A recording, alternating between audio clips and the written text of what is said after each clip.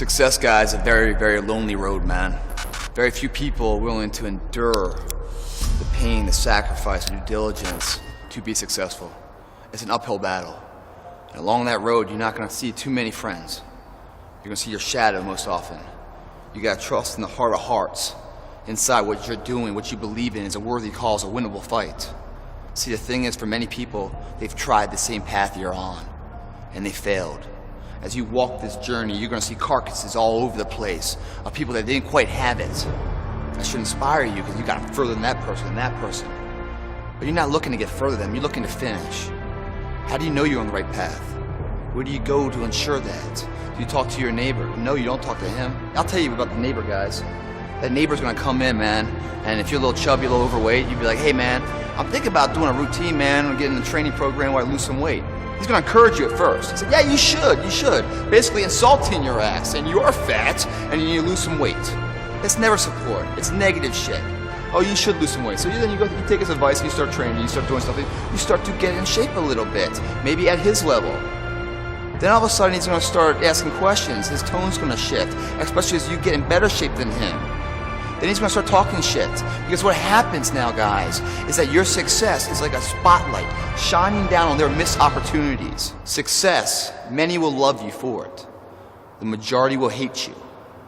Because your success makes them feel insufficient in their current endeavor. Reminds them of where they could have done it, but they came up short, and how they didn't revisit it.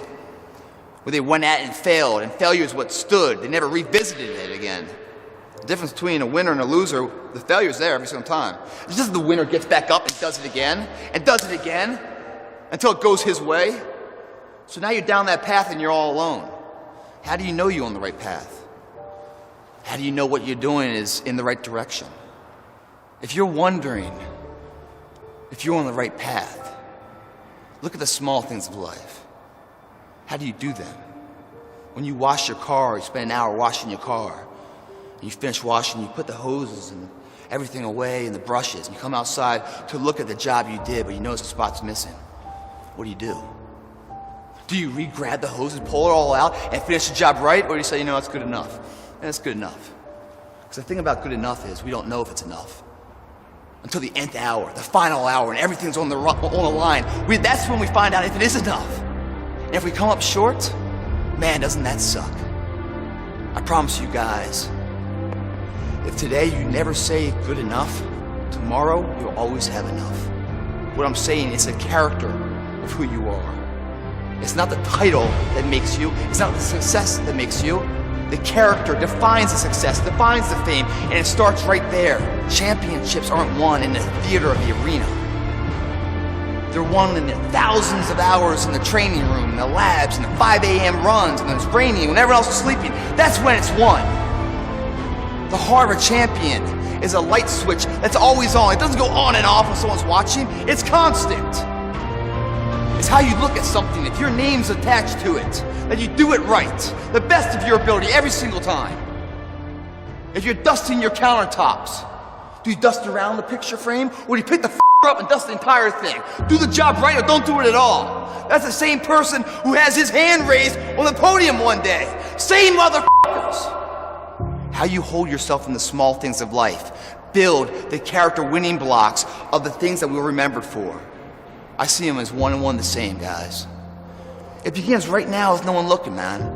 And how you hold yourself, how you see yourself. What do you do when no one's watching?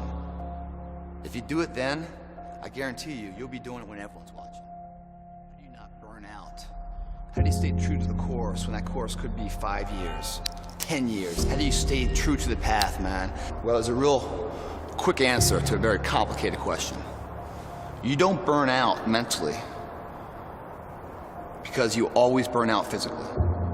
When you guys burn out physically, you push your current limitations to a new barrier, do you not? You hit failure and you go beyond. You force your body to create a demand to grow even more. By burning out physically, you ensure that you grow physically. If you don't burn out physically, then even though you go to the gym, you put your time in there, you check the box, yeah, I went to the gym, man, all good. You come back around, you look in the mirror, man, I'm not seeing anything, I'm not seeing any changing. No. Well, because you haven't pushed yourself for your body to have a reason to change. If I gave a valiant effort to something, day in, day out, I saw no change, I'd probably quit too. But the reason why you're quitting, man, the reason why mentally you're burning out, is because you're not burning out physically. It's that mind-body connection of invincibility when you sync them up, guys. Every transformation always gets worse before it gets better. It's supposed to be that way.